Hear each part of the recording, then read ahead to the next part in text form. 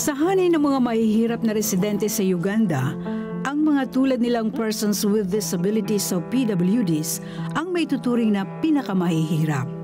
Gustuhin man ng marami na magtrabaho, wala silang sapat na kakayahan. Ang pakiramdam naman ng iba, tila hindi na sila napapansin o nabibigyang prioridad ng lipunan. Sa maliit na komunidad na ito sa bayan ng Kira, na pawang mga PWD ang naninirahan, 4% lamang ang may trabaho.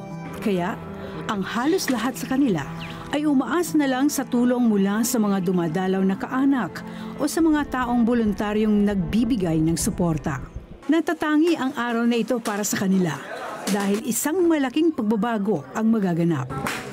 Ayon sa mga residente, ito ang kauna-unahang pagkakataon na magkakaroon ng medical mission sa kanilang lugar.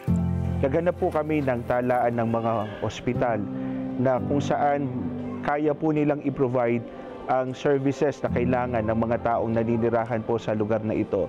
At ang Aga Khan University Hospital ay nagdala ng kanilang mga laboratories po, nagdala ng mga gamot at batay din po sa napagtibay, nagugugulan ng Iglesia ni Cristo para maibigay ang pangangailangan ng mga may kapansanan.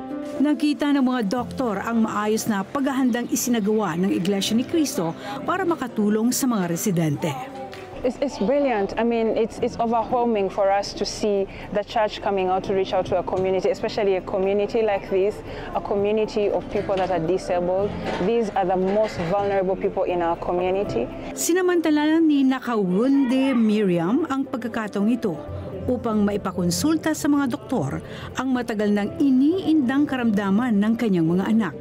A very big problem because we don't have money like to treat ourselves. Ang medical mission na ito ay bahagi ng isang komprehensibong pagtulong sa mga PWD dito sa bayan ng Kira sa Uganda. Kabilang dito ang pagkakaloob ng makakain sa loob ng ilang linggo, pagtatayo ng malinis na palikuran, pagbibigay ng water pump na mapagkukunan ng malinis na tubig na maiinom, maging ang pagpapaganda at repainting ng kanilang mga gusali.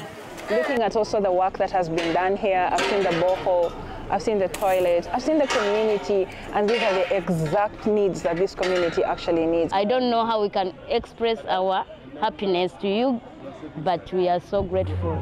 Kinikilala rin ng mga leader ng lokal na pamahalaan ang malaking naitulong ng mga proyektong ito. For somebody who is thousands of miles away, the Executive Minister, Eduardo Menalo, it's so amazing that somebody could have a heart like that. Sa pangunguna ng tagapamahalang pangkalahatan ng Iglesia ni Cristo, ang kapatid na Eduardo V. Manalo, nagpapatuloy ang proyektong ito, hindi lamang dito sa kontinente ng Africa, kundi maging sa iba't ibang panig ng mundo.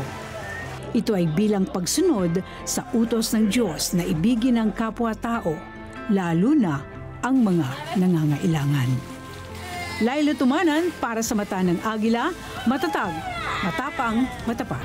Wow! Thank you so much!